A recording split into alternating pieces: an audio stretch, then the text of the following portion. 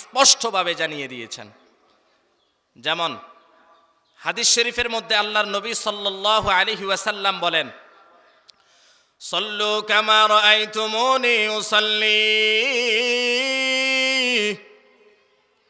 ও আমার সাহাবায়ে কেরাম শুনো, আমাকে তোমরা যেভাবে নামাজ পড়তে দেখেছো ওইভাবে তোমরা নামাজ আদায় করো। আল্লাহ তাআলা কোরআনুল কারীমের মধ্যে বলে দিয়েছেন, ও আমার উম্মতেরা, ও আমার বান্দারা শোনো, তোমরা নামাজ আদায় করবে 5 ওয়াক্ত, কিন্তু কিভাবে আদায় করবে সেটা আমার হাবিব মায়ার নবী বিশ্ব নবী রাহমাতুল লিল আলামিন আমাদেরকে জানিয়ে দিয়েছেন। হজের কথাও আল্লাহ তাআলা কোরআনুল কারীমের মধ্যে বলেছেন, কিন্তু হজ কিভাবে করতে হবে সেটার বর্ণনা হাদিস শরীফের মধ্যে মায়ার নবী রাহমাতুল লিল আলামিন আমাদেরকে জানিয়ে দিয়েছেন। মায়ার নবী রাহমাতুল লিল আলামিন বলেন, খুযু আন্নী মানাসিকাকুম, তোমরা আমার থেকে যেভাবে হজ করতে দেখেছ, আমাকে যেভাবে হজ করতে দেখেছ তোমরা ওইভাবে হজ করো। আমাদের নবী আলাইহিস সালাতু ওয়াস সালাম প্রত্যেকটা আমলের কথা স্পষ্টভাবে ব্যাখ্যা দিয়ে গেছেন। আল্লাহ তাআলা মৌলিকভাবে বলে দিয়েছেন, ও আমার বান্দারা শোনো, তোমরা নামাজ পড়ো, যাকাত দাও, কিন্তু কিভাবে করতে হবে সেটা উল্লেখ করে নাই। কিন্তু এই সমস্ত বিষয়গুলোর ব্যাখ্যা দিয়েছেন কে? আমাদের নবী নবী আলাইহিস সালাতু ওয়াস সালাম। সমস্ত কিছুর ব্যাখ্যা দিছে কে? নবীউল আরব ওয়াল আজম হযরত নবী আলাইহিস সালাতু ওয়াস সালাম। তিনার মিশন ছিল কোরআনের ব্যাখ্যা দিয়ে যাওয়া। শুরু থেকে নিয়ে শেষ পর্যন্ত তিনি কোরআনের ব্যাখ্যা দিয়ে গেছেন, প্রত্যেকটা বিষয়ের ব্যাখ্যা দিয়ে গেছেন। তাই আমাদের যত ইবাদত বন্দেগী করা দরকার, প্রত্যেকটা বিষয়ে যদি নবী আলাইহিস সালাতু ওয়াস সালামের বাতানো তরিকা অনুযায়ী না হয়, তার পদ্ধতি অনুযায়ী না হয়, তার সুন্নত মুআফিক যদি না হয়, ওইটা ইবাদত হবে না, বরং এটা নিজের মন গণনার মতো হবে, এটা ইবাদত বলে গণ্য হবে না। আমি যদি আমার নিজের মন খুশি মতো কিছু করি, সেটা ইবাদত হবে না। কার তরিকা হতে হবে? নবীউল আরব ওয়াল আজম নবী আলাইহিস সালাতু ওয়াস সালামের তরিকা থাকতে হবে, তাহলে সেটা ইবাদত বলে গণ্য হবে। আজকেও জুমার মধ্যে বলেছি, ইবাদত কবুল হওয়ার জন্য শর্ত 3টা। কয়টা? একটা হলো ইখলাস, অন্তরের মধ্যে লালন করা। কি? ইখলাস। বান্দার ইবাদত বন্দেগী কবুল হওয়ার জন্য 1 নাম্বার শর্ত হলো ইখলাস, 2 নাম্বার শর্ত হলো হালাল রিজিক খাওয়া। কি? হারাম রিজিক খাইলে, হারাম রিজিক অন্বেষণ করলে ইবাদত কবুল হয় না।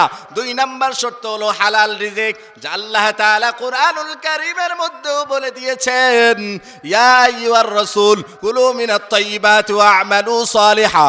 ও নবী, আপনি বলে দেন উম্মতদেরকে তারা যেন হালাল রিজিক অন্বেষণ করে এবং নেক আমল করে। 3 নাম্বার শর্ত বলেছি ইবাদত কবুল হওয়ার জন্য নবীর সুন্নত মোতাবেক, নবীর তরিকা অনুযায়ী প্রত্যেকটা আমল করা। কার মোতাবেক? আমার মন চাহে যেভাবে সেভাবে ইবাদত করলে হবে। সব কিছু কার তরিকা হতে হবে? বিশ্বনবী মুস্তাফা সাল্লাল্লাহু আলাইহি ওয়াসাল্লাম এর তরিকা অনুযায়ী, তাহলেই সেটা ইবাদত বলে গণ্য হবে। আর যদি আমার ইবাদতকে ইবাদত বলে গণ্য করতে চাই, সেটা হতে হবে নবীর তরিকা। তাই নবী আলাইহিস সালাতু ওয়াস সালাম জীবনের শুরু থেকে নিয়ে শেষ পর্যন্ত নবুয়তের পর প্রত্যেকটা বিষয় আমাদেরকে জানিয়ে দিয়েছেন, ও উম্মতেরা শুনো, আমার তরিকা মোতাবেক চলো, আমি যেটা যেভাবে করেছি তোমরা যদি সেটা সেভাবে করো তাহলে তোমাদের ইবাদত হবে।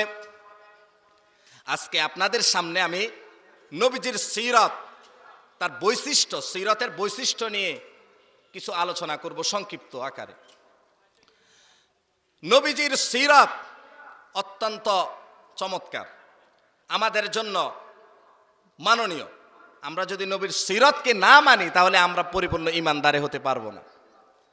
নবী আলাইহিস সালাতু ওয়াস সালামের সিরাতের এক নাম্বার বৈশিষ্ট্য হলো মানবী। আমাদের যত আদর্শ প্রয়োজন সব আদর্শ কার মধ্যে পাওয়া যায়?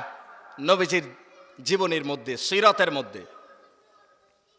আমরা অনেকের বড়দের মনীষীদের জীবনী পাঠ করে থাকি, তাদের জীবনের মধ্যে আমরা কিছু সাইড পাই। তারা সমাজের জন্য কি করেছে, রাষ্ট্রের জন্য কি করেছে, মানুষের জন্য কি করেছে, অসহায়ত্বের যারা পড়ে আছে তাদের পিছনে কি করেছে, মোটা মোটা কিছু পাই। কিন্তু আমার আপনার জীবন কিভাবে পরিচালনা করতে হবে সব কিছুর নমুনা কার মধ্যে পাওয়া যায়? বিশ্বনবী মুহাম্মদুর রাসূলুল্লাহ সাল্লাল্লাহু আলাইহি ওয়াসাল্লামের জীবনের মধ্যে পাওয়া যায়। আমি আমার বিবাহ কিভাবে করব সেটাও নবীর তরিকার মধ্যে আছে না নাই? এই কারণে আমি আমার স্ত্রীর সাথে বিবাহ কিভাবে করব, আমি আমার স্ত্রীর সাথে গোপন মিলামেশা কিভাবে করব সেটাও আল্লাহর নবী, মায়ার নবী রাহমাতুল লিল আলামিন হাদিসে জানিয়ে দিয়েছেন। ও আমার উম্মতেরা শোনো, আমি তোমাদের জন্য প্র্যাকটিক্যালি মুআল্লিম, আমি তোমাদের জন্য প্রত্যেকটা বিধিবিধান বলে দিচ্ছি, তোমরা এভাবে করো। যদি এভাবে করো তাহলে তোমরা পরিপূর্ণ ঈমানদার হতে পারবে। আমাদের জন্য প্রত্যেকটা আদর্শের নমুনা হলো কে? নবীজি সাল্লাল্লাহু আলাইহি ওয়াসাল্লাম। বলেন না সাল্লাল্লাহু আলাইহি ওয়াসাল্লাম। আমার জীবনের, ব্যক্তিগত জীবনের, পারিবারিক জীবনের, রাষ্ট্রীয় জীবনের প্রত্যেকটা ক্ষেত্রে, প্রত্যেকটা সাইডের কি পরিমাণ, কিভাবে কি হবে সব কিছু কে বলে দিয়েছেন? নবীউল আরব ওয়াল আজম হযরত নবী আলাইহিস সালাতু ওয়াস সালাম আমাদেরকে বলে দিয়েছেন। এই কারণে কিছু বিধর্মীরা আছে আম্মা জানা আয়েশা সিদ্দিকা রাদিয়াল্লাহু তাআলা আনহাকে নিয়ে কটূক্তি করে। কারণ কি? নবী আলাইহিস সালাতু ওয়াস সালামের গোপন বিষয় সম্পর্কে বেশি বর্ণনা করেছেন আম্মা জান আয়েশা রাদিয়াল্লাহু আনহা। বিধর্মীরা বলতে চায়, নাস্তিকরা বলতে চায়, মুনাফিকরা বলতে চায়, যারা ইসলাম বিদ্বেষী তারা বলতে চায় এই সমস্ত খুঁটিনাটি বিষয় বর্ণনা করে নির্লজ্জতার পরিচয় দিয়েছে। আমি তাদেরকে প্রশ্ন করতে চাই, ও ভাই, আমরা যদি এই সমস্ত খুঁটিনাটি বিষয় নবীউল আরব ওয়াল আজম হযরত নবী আলাইহিস সালাতু ওয়াস সালামের সিরাতের মধ্যে, তার জীবন আদর্শের মধ্যে না পাইতাম, তিনি যদি বর্ণনা না করতেন, তাহলে আমরা এগুলো পরিচালনা করতাম কি করে? আমাদের সব ক্ষেত্রের নমুনা আইডল হলো নবী আলাইহিস সালাতু ওয়াস সালাম। কিন্তু যদি আমরা এই ক্ষেত্রে কোনো আদর্শ না পাইতাম তাহলে আমাদের পরিপূর্ণ আদর্শ নমুনা হিসাবে আমরা মানার জন্য তাকে তো পূর্ণাঙ্গ পেলাম না। এই কারণে নবীউল আরব ওয়াল আজম হযরত নবী আলাইহিস সালাতু ওয়াস সালাম প্রত্যেকটা বিষয় আমাদেরকে জানিয়ে দিয়েছেন। নবীউল আরব ওয়াল আজম হযরত নবী আলাইহিস সালাতু ওয়াস সালামের স্ত্রীরা আম্মা জান আয়েশা রাদিয়াল্লাহু আনহা বিশেষ করে তিনি বর্ণনা করে দিয়েছেন তিনার পারিবারিক জীবন কেমন ছিল, পরিবারের সাথে গোপন মেলামেশা কেমন ছিল, তিনি কেমনে জিমা করতেন, কিভাবে কি করতেন না করতেন, সব কিছু হাদিসে বর্ণনা আছে। আচ্ছা, আপনি যখন বিবাহ করেছি, এখন আমাদের বিবাহ করার মাকসাদ কি? জিমা করা, স্ত্রীর সাথে মেলামেশা করা। এখন এই মেলামেশা করার ক্ষেত্রে যদি তরিকা না থাকে, পদ্ধতি না জানা থাকে, তাহলে আমরা একটা বেজালের মধ্যে পড়ে যাব না? এই সমস্ত বিধিবিধান বর্ণনা করে বিধর্মীরা বলে আয়েশা রাদিয়াল্লাহু আনহা নাকি নির্লজ্জতার পরিচয় দিয়েছে। নাউজুবিল্লাহ বলেন। অথচ নবীউল আরব ওয়াল আজম হযরত নবী আলাইহিস সালাতু ওয়াস সালামের জীবন কেমন ছিল? আল্লাহ তাআলা কুরআনুল কারীমের মধ্যে চ্যালেঞ্জ পেশ করে বলেছেন, ফাকাদ লাবিস্তু ফীকুম উমরাম মিন ক্বাবলিহি আফালা তাকিলুন। আয়াতটি নাজিল হয়েছে মক্কায়। যখন মক্কার মধ্যে নবুয়াত প্রাপ্ত হওয়ার পূর্বে তিনি ছিলেন মক্কার মধ্যে। নবী আলাইহিস সালাতু ওয়াস সালামের দীর্ঘ একটা জীবন মক্কার মধ্যে কেটে গিয়েছে। যখন কালিমার দাওয়াত দেওয়া শুরু করেছে, মক্কার কাফের মুশরিকরা বলল, ও মুহাম্মদ, তুমি কি ধর্মের কথা বলো? কেউ কেউ তো নবী আলাইহিস সালাতু ওয়াস সালামকে কবিও বলেছে, পাগলও বলেছে, নাউজুবিল্লাহ, শায়েরও বলেছে, মাজনুনও বলেছে, নাউজুবিল্লাহ।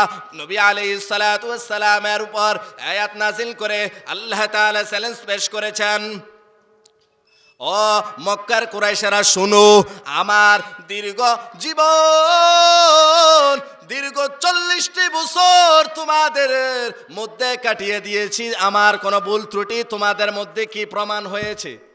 নবীজিকে তারা উপাধি দিয়েছে আল আমিন, ঠিক নেই হুজুর? নবীজিকে তারা উপাধি দিয়েছে আল আমিন। সকলে, মক্কার মুশরিকরা সকলে তার কাছে আমানত রাখতো, নবীজির কাছে সাল্লাল্লাহু আলাইহি। সকলে বিশ্বাস করত তিনি বিশ্বাসী, সকলে মানত। কিন্তু যখন কালিমার দাওয়াত দেওয়া শুরু করেছে, ইসলামের দাওয়াত দেওয়া শুরু করেছে, তখন তারা বলতে লাগলো, তুমি একজন পাগল, তুমি একজন কবি, তুমি উমক, তুমি উমক। আল্লাহ তাআলা চ্যালেঞ্জ পেশ করে বলেছেন, ও মক্কার কুরাইশরা শুনো, আমার হাবিবের 40টি বছর মক্কার মধ্যে কাটিয়ে দিয়েছে। নবুয়াত প্রাপ্ত হওয়ার পর, নবুয়াত প্রাপ্ত হওয়ার পূর্বে 40টি বছর যে তোমাদের কাছে ছিল, তিনি কি কোনো মিথ্যা কথা বলেছে? না না না। তাহলে কি তোমরা বুঝো না? আফালা তাকিলুন। তাহলে কি তোমরা বুঝো না তিনি যে সত্য নবী? নবীজির সিরাতের একটা বৈশিষ্ট্য হলো, আমাদের যত আদর্শ প্রয়োজন সব কিছু নবীজির জীবনের সিরাতের নমুনার মধ্যে পাওয়া যায়। নবীজির সিরাতের 2 নম্বর বৈশিষ্ট্য হলো, আল্লাহর নবী, মায়ার নবী, রহমাতুল লিল আলামিনের সিরাতকে, তার জীবন আদর্শকে আল্লাহ তাআলা বিশেষ তত্ত্বাবধানে গড়ে তুলেছেন, যার ফলে এতটুকু অন্যায়, এতটুকু ভুল কোনো সময় সংগঠিত হতে পারে নাই। কেউ কোনোদিন নবীজির ভুল ধরতে পারে নাই, পারবেও না। কারণ আল্লাহ তাআলা বিশেষ নিগরানির মাধ্যমে নবীজির সিরাতকে, তার জীবন আদর্শকে, তার জীবনকে গড়ে তুলেছেন। সুবহানাল্লাহ। যেমন একটা ঘটনা শুনুন, নবীজি গান বাদ্যের বিরুদ্ধে বলেছে কিনা? নবীজি গান বাদ্যের বিরুদ্ধে বলেছে। ডোল তবলা গান বাদ্য হয় না, বিভিন্ন মাজারে, বিভিন্ন বিয়া অনুষ্ঠানে হয় না, এগুলার বিরুদ্ধে বলেছে কিনা? হাদিস শরীফের মধ্যে স্পষ্ট আছে, কোরআনুল কারীমের 21 নম্বর পারার 10 নম্বর পৃষ্ঠার মধ্যে স্পষ্ট আছে, গান বাদ্য, খেলাধুলা এগুলোতে সম্পূর্ণ হারাম। এখন নবীজি যদি তার জীবনে কোনো সময় গান বাদ্য শুনতেন, তাহলে গান বাদ্যের বিরুদ্ধে যখন বলতে লাগলো, তখন তারা বলতো, এই তোমরা না দেখছি গান বাদ্যর মধ্যে যাও, গান বাদ্য করো। খোঁটা দিত কি না? অবশ্যই দিত।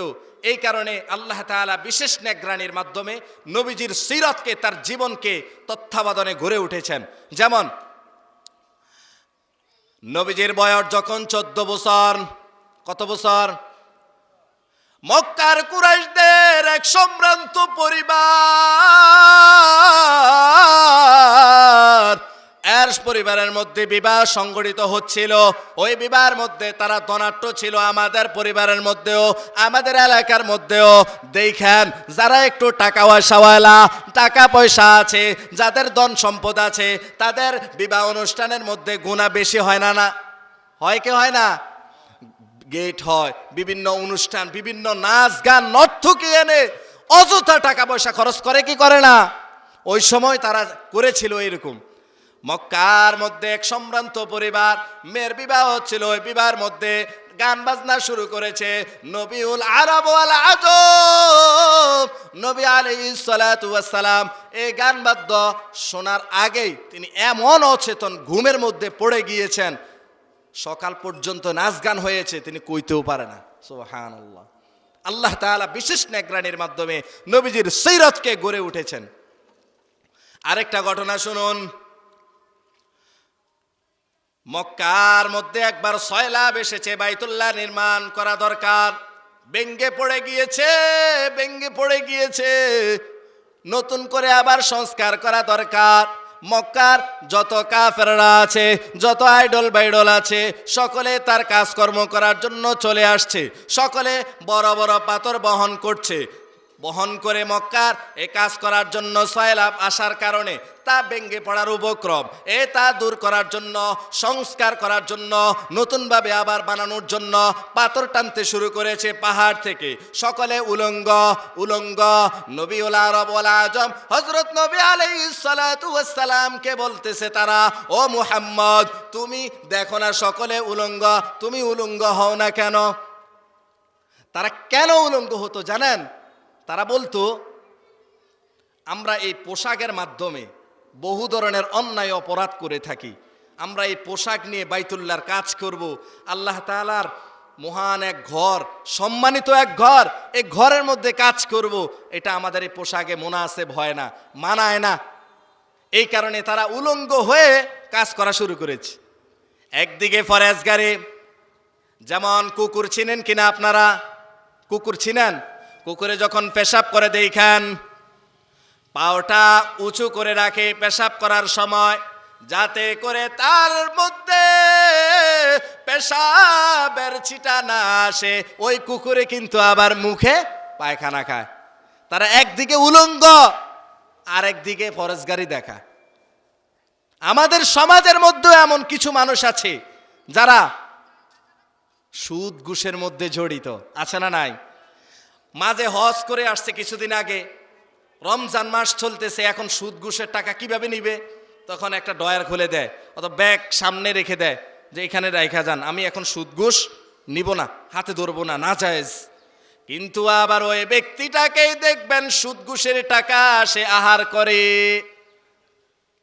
নবীউল আরব ওয়াল আজম নবী আলাইহিস সালাতু ওয়াস সালাম সমস্ত বিষয় থেকে আল্লাহ তাআলা বিশেষ নেগরানির মাধ্যমে তার সিরতকে গড়ে তুলেছেন। এই কারণে নবীজির জীবনে এমন কোনো অন্যায়, এমন কোনো পাপ সংগঠিত হতে পারে নাই। আহলে সুন্নাত ওয়াল জামাতের আকীদা হলো সকল নবীরা নিষ্পাপ, তাদের কোনো গুনাহ নাই। কিছু মানুষ আছে যারা নবীদের গুনাহ প্রকাশ করে, অর্থাৎ তারা নাকি গুনাহ করেছে, নাউজুবিল্লাহ। সকল নবীরা নিষ্পাপ, এটা মানতে হবে, এটা আহলে সুন্নাত ওয়াল জামাতের আকীদা। না হয় আপনি পূর্ণাঙ্গ মুমিন হবেন না। তো সমস্ত নবীরা নিষ্পাপ, আমাদের নবীও নিষ্পাপ। আমার নবীর জীবনের মধ্যে এমন কোনো ভুল, এমন কোনো অন্যায় সংগঠিত হতে পারে নাই যার কারণে এই সমস্যা হবে। নিষ্পাপ তিনি। নবীজির সিরাতের 2 নম্বর বৈশিষ্ট্য হলো আল্লাহ তাআলা বিশেষ নেগরানির মাধ্যমে নবীজির সিরাতকে গড়ে তুলেছেন। তাই তার জীবনে এমন কোনো ভুল, এমন কোনো অন্যায় সংগঠিত হতে পারে নাই।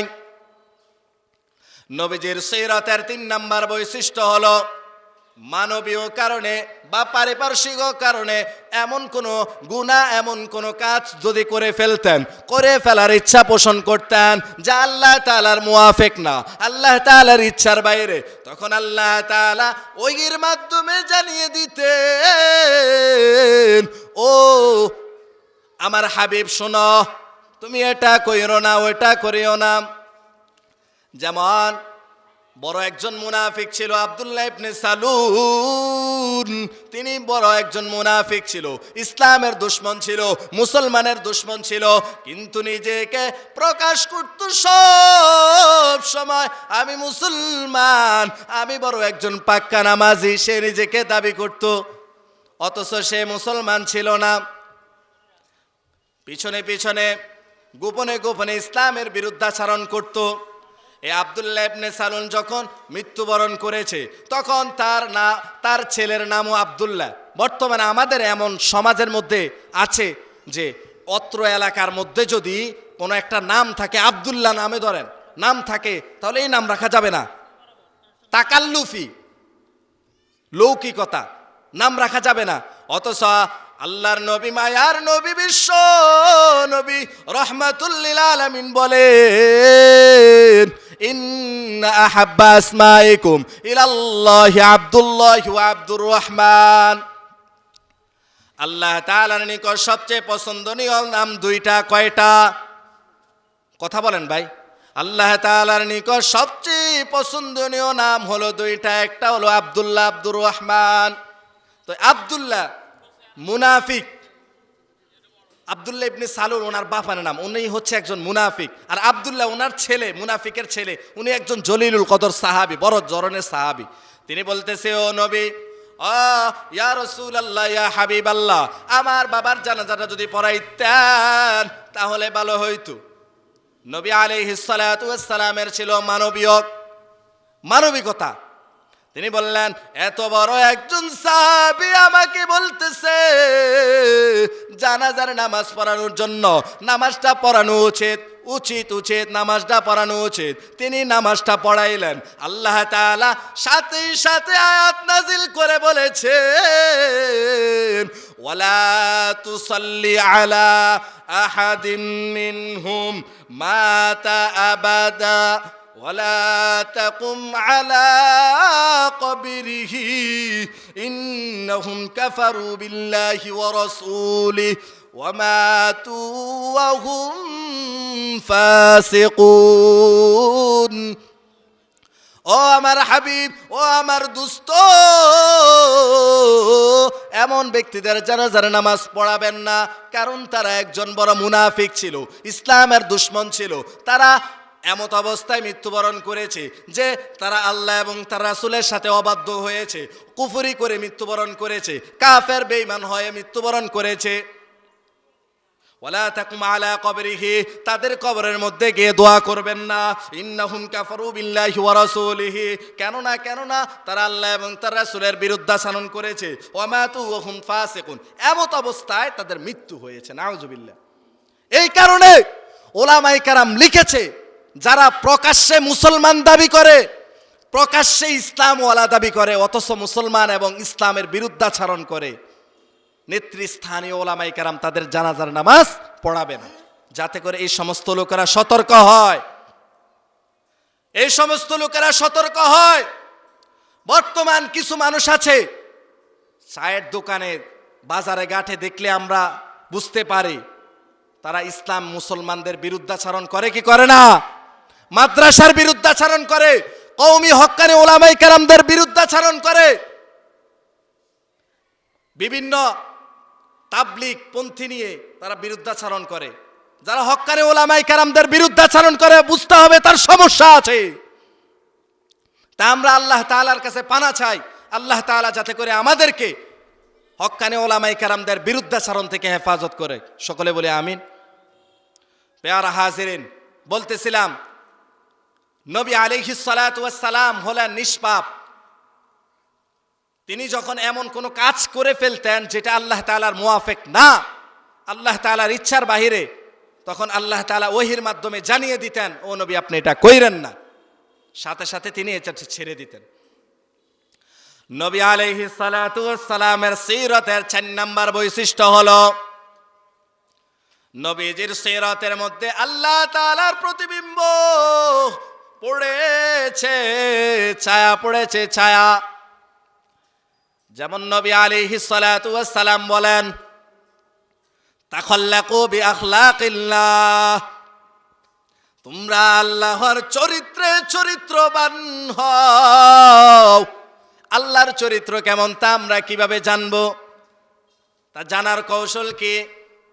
তাও আল্লাহর নবী, মায়ার নবী বলে দিয়েছেন, ও আমার উম্মতেরা শুনো, তোমরা যদি আমাকে ফলো করো, আমাকে মানো, আমার ইতাআত করো, আমার সুন্নতের পাবন্দি করো, তাহলে তোমরা কামিয়াব, তাহলে তোমরা আল্লাহর চরিত্রে চরিত্রবান হয়ে যেতে পারবা।